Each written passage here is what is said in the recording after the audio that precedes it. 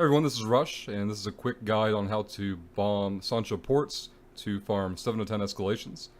This is a 2-ship process. I'll be in the Macarial, joined by Kay, who will be probably in a sniper fit VNI with sentries. We're going to warp to the first one, RBV at 0. So this is going to very much resemble the non-possessive rally point, in that when we're going to land at 0, we actually have to burn in about 15 to 20 kilometers as a bomber. The other pilot can actually warp in at 0 and sit. You know, we're not going to start our bombs up until we're actually near the targets. Give us just a moment here to be in the warp. So when we land, there's actually 2 variations of the port. We'll switch when we land on here. Alright, this one doesn't have a structure, so I just pick one of the rats and burn towards it. Come out of warp, start approaching. It's going to be the same system for, we're going to give 2 prop mod pulses. So we're going to wait for the second cycle. Guess we can give you guys some sound as well.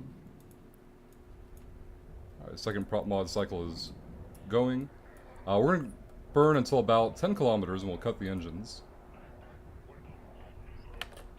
We'll throw the bombs up. So again, on this variation of the site, there's no structure for us to burn toward or worrying about bouncing off of. You can see everything is well within range. We're in a really good spot here. You can see with our watch list that K is on grid.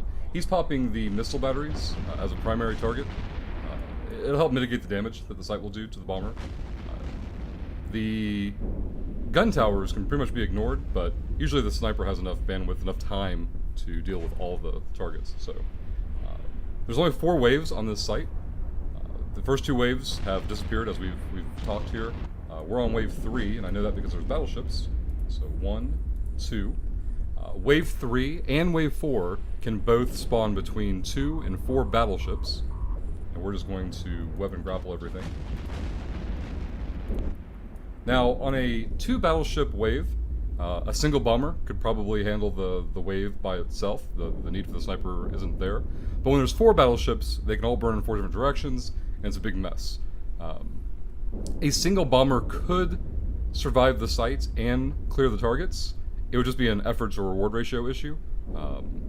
It just, to me, it wouldn't be worth the time invested in the ships on grid, or the ship on grid for the bomber to go through that much risk for a miserable clear time and fewer sites per hour. Now this is wave 4. The site is very, very short, even compared to the basic rally points. We're going to grapple this one. We're going to web that one. The third one we can't do anything about personally, but because we have the sniper on grid, nothing's going to get too far away that we have to worry about. But this is wave 4. This will be the final wave. Once these battleships burn all the way down, the chance for a faction spawn, which in this case would be a true Sansha, actually happens after the final wave.